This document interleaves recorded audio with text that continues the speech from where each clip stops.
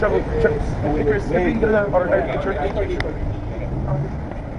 this is a pretty unassuming clip here, and a lot of the individuals watching this who are young probably are not going to recognize the guy in it. Here we can see these individuals who have staked out outside of a hotel, waiting for two professional wrestlers. One of them walks past, and the other one by the name of Chris also walks past. He's the one wearing blue.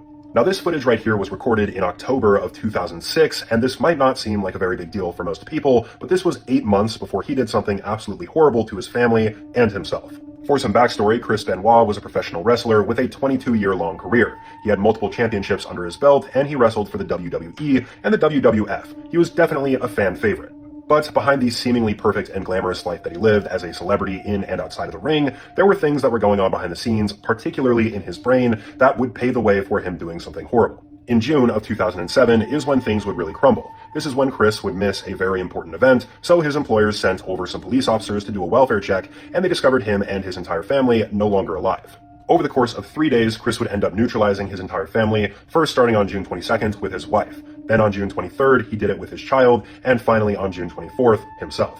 Now, directly following this incident, a lot of people were very quick to assume that potentially Chris had experienced roid rage. However, after authorities' investigations concluded, they realized that probably wasn't the case, and as a matter of fact, his brain was more than likely to blame. Shockingly, and likely due to the amount of concussions that Chris had suffered throughout his career, his brain was so damaged that it was comparable to an 85-year-old man with Alzheimer's, which is insane. After studying his brain, he was also reported to have an advanced stage of dementia, similar to 4 other NFL players who had come before, who had also followed the same path, sank into a deep depression, and ended up harming themselves or others around them. And for those that don't know, dementia can definitely cause some severe behavioral issues. If you've ever been around somebody with dementia, it's probably something that you've seen before. In any event, there's a lot of polarized opinions about whether or not Chris was a good wrestler or a good person, and really, there's 2 schools of thought on this. As always, let me know what you guys think in the comment section below about this case. Drop a comment letting me know what you want to see next. I also have my Patreon link down here in the description if you guys want to check that out and help support the channel, and I'll see you guys in the next video. Peace out.